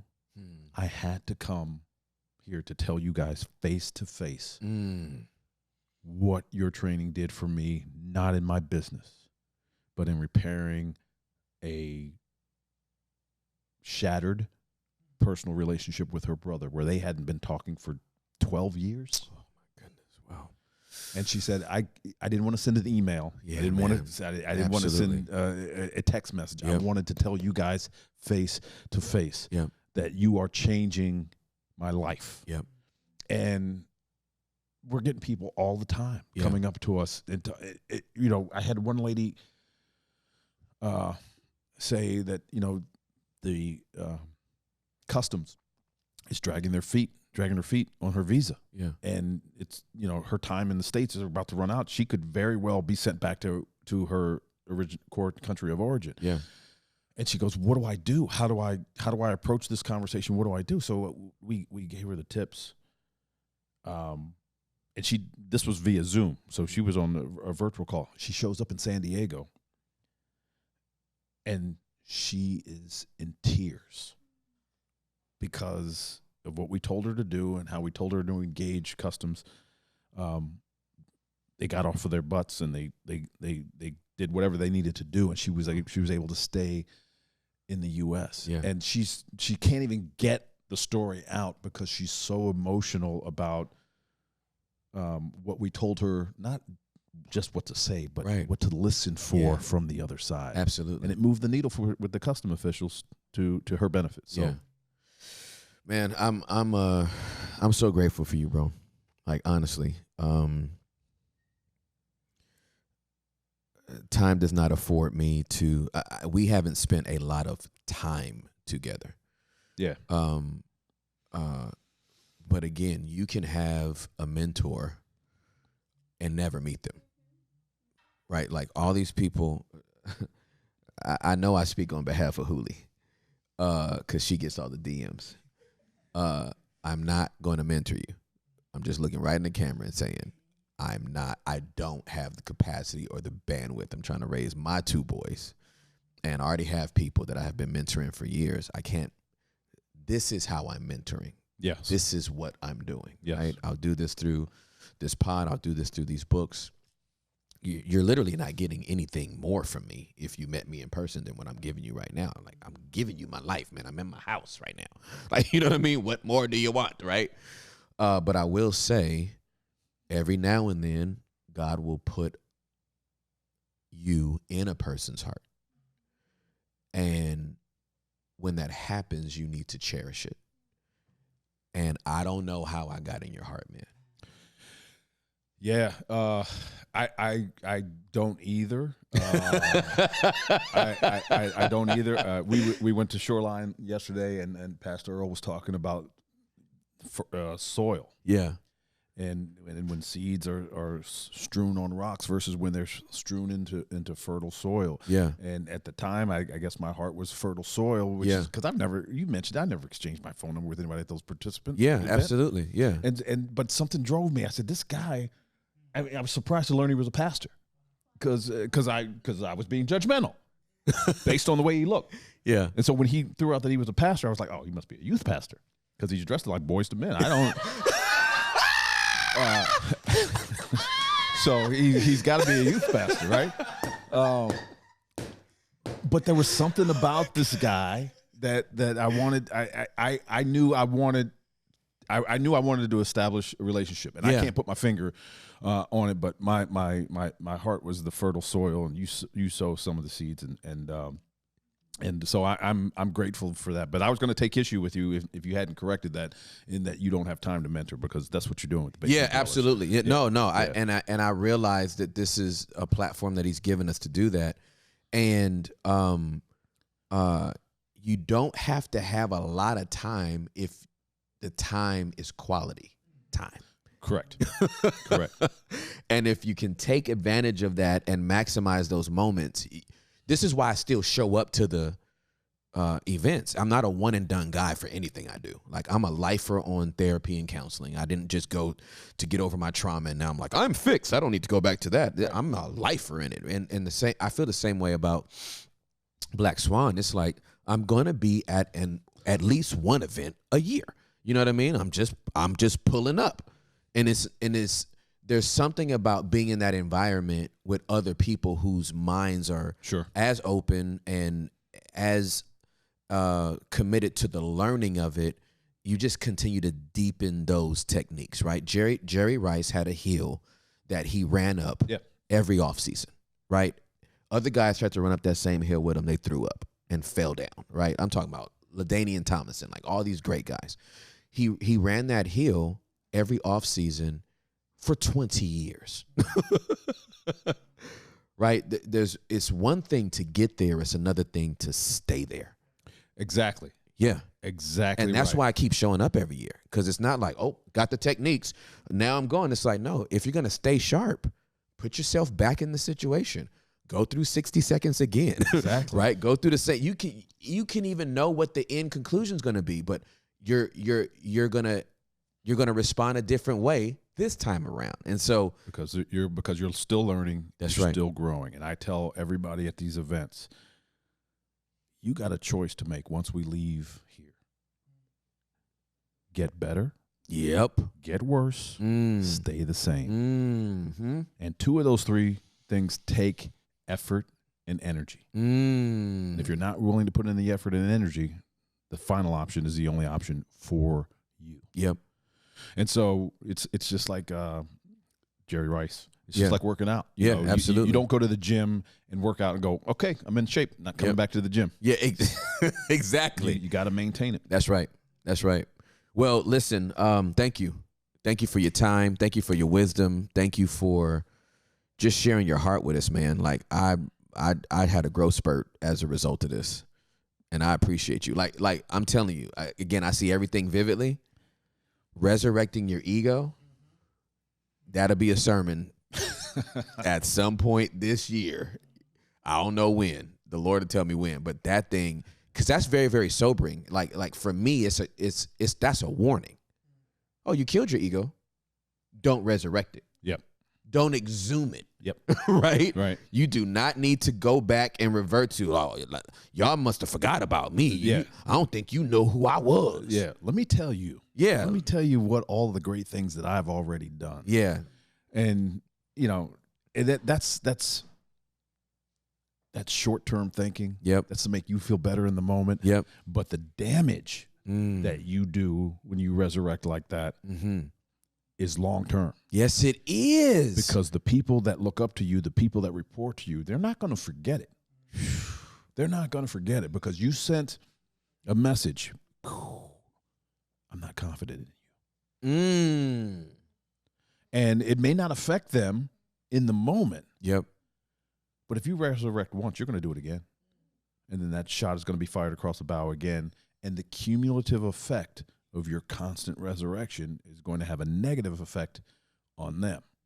And they're either going to leave or worse, they're going to stay, but leave. That part, I'm thinking about so many organizations that have literal zombies on payroll. Yep. We call them ROAD, R-O-A-D. Hit me. Or when R-O-A-D. Did I say R-O-A-D? Yeah. R-O-D. R-O-D. Retired on duty. Wow. These guys you don't want to turn your employees to employees who are retired but still on duty. Yo.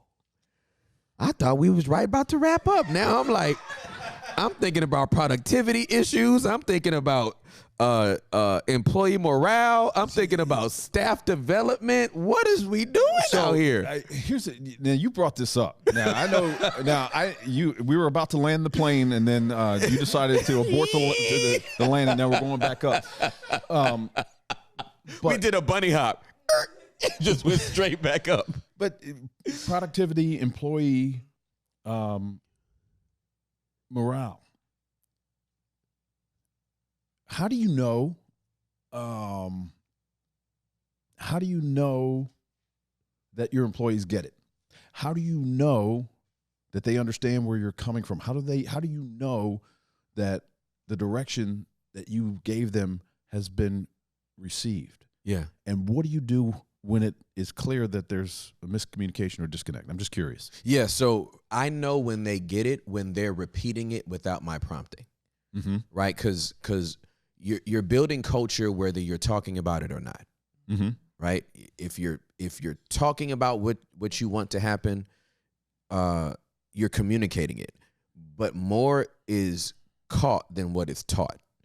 So for weeks, my boys would go to the restroom and we would tell them, is the seat up? Right? As soon as they start walking in that direction, lift the seat up. While the pee stream is happening, I hear it going into the water. Is the seat up? Right? I had to keep saying it over and over and over and over and over and over and over again because I got females in this house and they don't want to sit down with urine droplets on the seat, right? Right. Here's how I knew when they got it. When they were walking to the restroom and unprompted, they would say, I'm going to put the seat up. So I know when the culture has actually set in, when it's being repeated back to me without my prompting. And so if you were to find that there was a disconnect, the seat wasn't actually up. Yep. How do you address that? Now we have to sit down and have the conversation again, slower. Okay. And then I'm curious to know what about what I have communicated to you are you not getting? Yes. What about what I just said doesn't work for you? Yeah, absolutely. That you don't understand. Yeah. And the reason I had you draw that out is because most heads of fill in the blank don't take those necessary steps. You know, I hear often from heads of companies, teams, organizations that this person keeps doing X, Y, Z. And I say, have you corrected them? Well, they know what they're supposed to be doing. They just don't do it. And I'm like, well, whose fault is that? Yeah, absolutely. Who's culpable in that? Yeah. And so to your point, you have that discussion. Yep. This is exactly what I want. Yep. If it doesn't occur this way, here are the consequences. That's correct. What about what I just told you is still unclear? Yeah. Now I know. Yep. They're not doing it because they were never told. That's right. If it doesn't occur to my satisfaction again, it's deliberate. That's correct. Absolutely. So correct. now we have to have another conversation. But I'm amazed at how many people will let counterproductive behavior persist before they even address it. Before they address it, and they wring their hands and they rue the day. You know, yeah. Taylor just doesn't get it. She just doesn't get it. I've been telling her over and over and over again, and she just doesn't get it. Yeah. All right. So what have you done to find out where the disconnect is? Absolutely. Because this is a good one. You ready? Yeah, I'm ready. Anytime behavior does not line up with the realities of the environment, it's coming from an emotional place. Now, I don't know what that emotion is. She Right. could be angry with me, and, Right. and this is her way of getting back at Right. me. Absolutely. She could be embarrassed because she really doesn't understand the instructions, but she Yep. doesn't want to say anything. Yep. But anytime someone's behavior or statement does not line up with the realities of the environment, you should always go, I'm missing something emotional on that side. Need to figure it out, because that's where the logjam is. If I figure that out, I can change her behavior and make it align with what I need her to do. Yeah. And that goes back to what we talked about earlier, curiosity, Yes. curiosity, Absolutely. curiosity. I could say to myself, she just doesn't get it, Yep. and be angry, Yep. or I could say, why is she not getting it? Absolutely.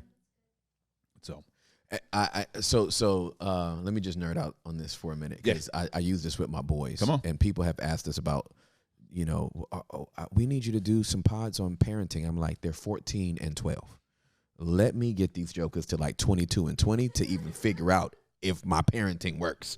Some people be writing parenting books when their kids is like 9 and 7. I'm like, they haven't even hit puberty yet. No, you have no idea. You ain't raised that child yet. They gotta respect you. They gotta eat tonight. You know what I mean? They ain't even got no options yet. So, with my boys, let me preface what I want to say about my boys Nathan and Noah by saying, as a communicator, I'm speaking on behalf of the people that do what I do. The majority of communicators have a lot of ego wrapped around their communication gift. mm-hmm. They actually think they're better communicators than they actually are. Mm-hmm. So this is all ego. I said it once. Of course they understood it. I preached my sermon. Of course you got it. I led the staff meeting. Of course you now know what the vision is. I have to repeat that? Yep. I said it already. Yep. And let me give you Bible for this. Jesus repeated himself for 3.5 years. And his disciples still didn't get it till after he was gone. Still repeating himself. And we still reading the same words. He wrote it down. We got to keep reading it. I think he's coming back. And he said he's coming back. Love thy neighbor, love thy neighbor, love thy neighbor.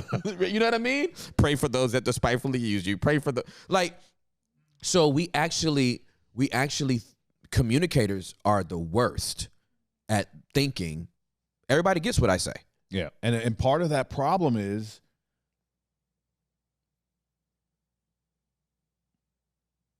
your idea of what's cool and fun different than mine. Correct. Different than his. That's right. Different than hers. That's right. That's right. Your idea of what's fair, Yeah.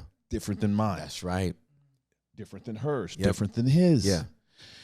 And to your point, we all have to approach interpersonal communications with this idea that your perspective is different than mine. In fact, there is a 66% chance that the person that you interact with has a different worldview than you. And if you are a gambler in Vegas, those are pretty good odds. Yeah. Oh, for sure. 66%. And so I'm going to automatically assume, whether I've had previous contact with you or not, that the way you view things and the way I view things, there's a more than 2/3 chance that it's different. Yeah, absolutely. And so I got to figure out what that is. Yep. Go back to curiosity. That's right. You know what I'm saying? That's exactly right. All of this goes back to it not being about you. Yeah, absolutely. Everything that you need to know that's going to move your counterpart in the direction that's going to benefit you both, they're going to tell you if you just get out of your own head and try to get into theirs. Now, notice I'm not saying in order to understand what she's going through, you got to walk a mile in her shoes. Right. No. You don't have to walk a mile in her shoes. No, you don't. Absolutely. You have to see through her eyes. That's right. That's exactly right. Because walking a mile in her shoes means I got to feel what she feels. I don't need to feel what she feels to understand what she's going through. All I need to do is look through her eyes. Because at the end of the day, I never felt what the hostage taker felt. Yeah. When they were on the inside. Right. But I could see through his or her eyes. That's exactly right. I didn't agree with them. I didn't necessarily like them. Yeah, absolutely. But I didn't need to to articulate for them, this is probably what's going on with you right now. Yeah. you are operating at an intense emotional level in response to a highly stressed event. Yep. That is clouding your ability to process. Yep.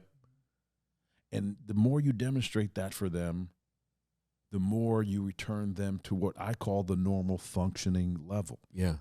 Because when emotions are high, rational thinking is low.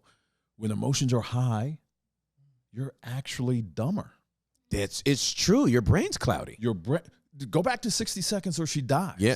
You could not focus because I put you in a position where you were under stress, under pressure. You were freaking out because you were being evaluated by your classmates. Absolutely. And this maniac is yelling at you. And so his amygdala fires up. He goes into fight or flight response. Yep. And when you go into fight or flight response, your cognitive ability is diminished significantly. Yep. I ask this question a lot because what we used to hear in law enforcement is on the initial call-in, we heard variation of this same theme. Back up, go away, leave us alone. Right? Yeah. From the hostage taker. From the hostage taker. Yeah. Right? Exactly. Back up, go away, leave us alone. Well, No. logically thinking, the fastest way to get the police to leave you alone is not to snatch a hostage. In fact, if you snatch a hostage, it's pretty much a guarantee that we're going to stay for a little bit. Oh my goodness. I know that. You know that. Yep. The hostage taker, if I took him out of that situation, he would know it. Yes, you're right. Why can he not see it in the moment? His brain is clouded. He's just dumb. Emotions have made him dumb. I want a helicopter. Yeah. Oh, yeah. Yeah. The guys. There's a real famous hostage taking in Sacramento, California, back in the early '90s, where this band of Vietnamese gangsters took over an electronics store, and part of their demand was we want the root of 1,000-year-old ginseng tree, and we want a troop helicopter fueled up to fly us to Vietnam. Oh, that's not even. And there's no tank big enough. Exactly. In a helicopter. And where do I begin to look for the root of 1,000-year-old ginseng tree? And so, oh man, these are some lofty demands. The ability to process and think clearly is impeded by negative emotions, and so if I don't approach these conversations assuming that the person I'm talking to has a worldview different than mine, yep, I am a threat. Yeah, absolutely. In the conversation. And if I'm a psychological threat in the conversation, I'm spawning negative emotions and dynamics, and I'm making my counterpart dumber. Yeah. And I don't want them to be dumb. We don't want them to be dumb. No. So yeah, you reduce that by listening to them. Yep. You ain't got to agree with them, but you got to listen to them. Yep. All right, so Nathan is 14, and he had got behind in his work.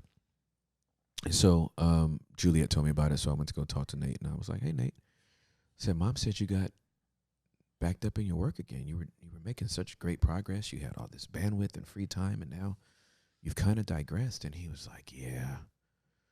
He was like, I'm trying to get back to it. Now, the dad in me wants to be like, "Hey, boy, paying for this education, you're gonna do this work." You know what I mean?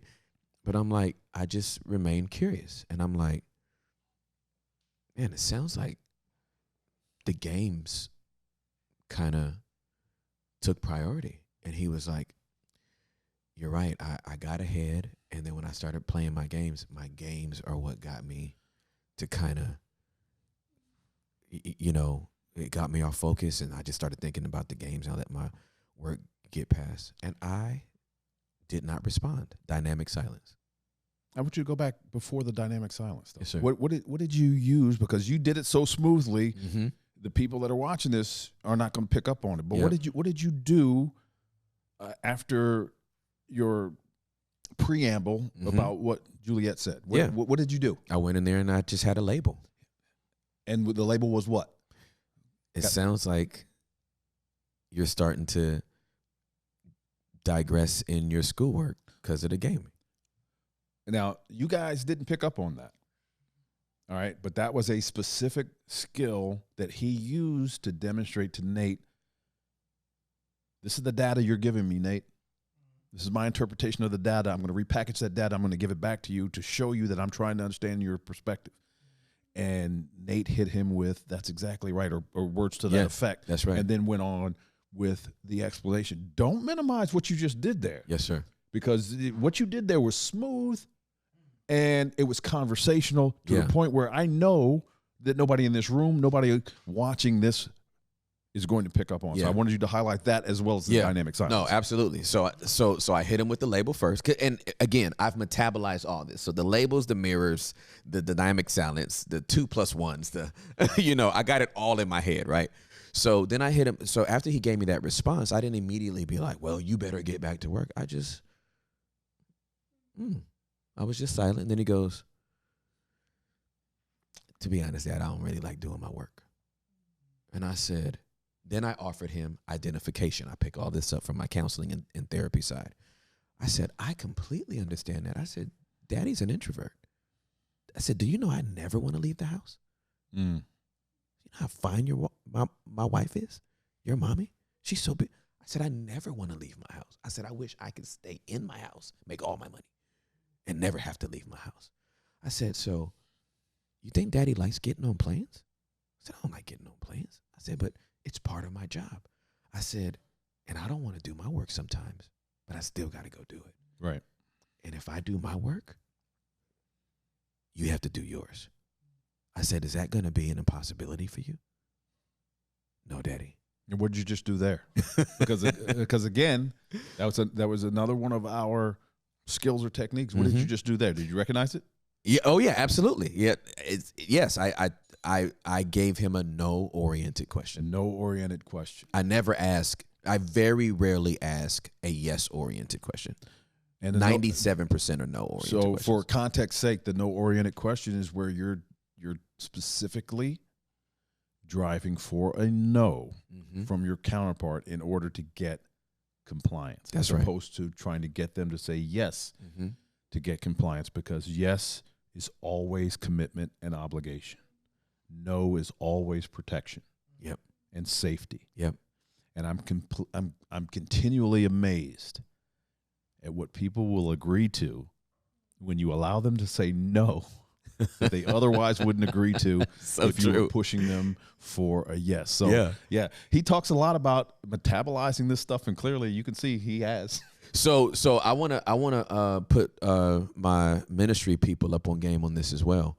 I changed the way I did altar calls based on the principles that you guys got. Most people want, say yes to Jesus. You know what I hit him with at the end of, I'm gonna give you the whole thing, because again, communication is an art, right? Do it. So I just landed the plane. I just ended my sermon. Would you bow your heads and close your eyes? What is the Holy Spirit saying to you right now? I've done some talking, but it's God that does the speaking. What is he saying to you right now? You may be in this room today and you don't have a relationship with Jesus Christ. And here's one of the questions I want to ask you. Would you be against giving your life to Jesus today? Would you be opposed to open up your heart and allowing the God of the universe to step in? If you've answered no to these two questions, what stands in the way of you doing that right now? And I love that, because the what stands in the way is a modified no-oriented question. Yes, sir. It's a modified no-oriented question, because what you're trying to get out of them is, as a matter of fact, nothing. Exactly. It's standing in the way. Yeah, exactly. And I don't know, but I would, if I was, again, in Vegas, I would bet on the fact that you are increasing the number of people that are raising their hand and coming forward. Absolutely. Because I'm not just going for this yes against all of their preconceived notions in there, especially in 2023. Deconstruction over here, church hurt over there. Is Jesus even real? Is this the white man's religion? Like all these different things. Yeah. I'm not going to battle with that. I'm just going to ask you, would you be opposed? Would you be against? And if you've answered no, I'm not looking for no yeses. What would stand in the way? I love that. Of you doing this? You answer that question. I'm not answering that question for you. Is it your ego? Is it your pride? Is it your family of origin? Maybe you grew up as a Muslim and now you've heard the gospel and you're like, I'm gonna blow up my whole family if I, you know what I mean? They're never gonna talk to me again if I accept Christ as the, as the Messiah. So that's literally, that's how I do it every single time, and been doing it since 2020. You know what? You told me it was sometime in 2020. You told me it was via text. We were going back and forth, and you said to me, "Every church in America, every church, all the leadership with all the churches of America need." I surely did. I surely did say it, and I was like, I was blown by that because I was like, if he's saying that every church in America should have their leadership read that book, I was gratified and I was troubled at the same time because this is a guy that's in the church. And he's seen churches, and he travels around, and he knows what's going on and the structure and how it operates. And I'm thinking to myself, my goodness, if church leadership needs this, across the board, we're worse off than I thought we were. Yeah, no, that's it's a big deal. Absolutely correct. Yeah, the church breeds narcissism. There's actually a book that was written called "When Narcissism Comes to Church" or "When Narcissism Goes to Church," and it talks about the environment by which the people subconsciously actually want a narcissist, and so the narcissist knows y'all want me. You want a self-absorbed, larger-than-life figure that you can put your hopes and dreams in. And therefore, he or she appears because the environment is conducive for it. Now, it's completely antithetical to the blueprint of leadership that Jesus gives. But some people need it in different ways. Yeah. This wasn't the aha book on it. This was confirmation. Yeah. Right? I've been an ego killer my whole life. It's humility. I mean, when scripture says humble yourself, you have to be, that means it presupposes you have the self-awareness to know when you're prideful. You can't give somebody the command to humble themselves if they can't be aware that they're no longer humble. So if you've ever said, I'm feeling myself, right? Yeah. Then you know what? I think I got it together. If you can't shoot that, you're in trouble. Yeah. If you can't detect that, you're in trouble. A self-conscious person is a scary person to be around. A self-aware person is one of the safest persons to be around because at least they know. Yep. So, anybody that's rocking with the basement, ego, authority, and failure is for you. This might be a book that blesses you. This book is for you, fam. Don't listen to me and then you don't want to read what I read. Stop it. Don't say, you're my mentor from afar, and you ain't read one book I've recommended. You can't even get through this whole pod. They ain't talking about enough church stuff, and he ain't brought out of his Bible. I'm trying to grow you up, man. You can't just listen to I ain't going to just have evangelists and pastors on here. Stop playing. We trying to grow up. I want you to be well-rounded. That can't happen unless we bring on people that stretch you. And Derek is a stretcher. He will stretch you. He stretched me. He stretches you. And so, thank you, sir. Thank you, man. I appreciate it. You are a gift. I'm so So it sounds like you'll come back. Oh, without question, without question. You pick up the phone, you let me know Yes, the next sir. date and time, and I'm back out here. No, man, that would be a blessing to me. It would be a blessing to us, and I really appreciate your wisdom. And I'm glad that we did that skip bounce and put that plane back up in the air, because it was like wringing out the dish rag. There was more in you that we needed today. I appreciate it. Thank you so much. Thanks, man. All right, y'all. I love you guys. Until next time. Peace. So good.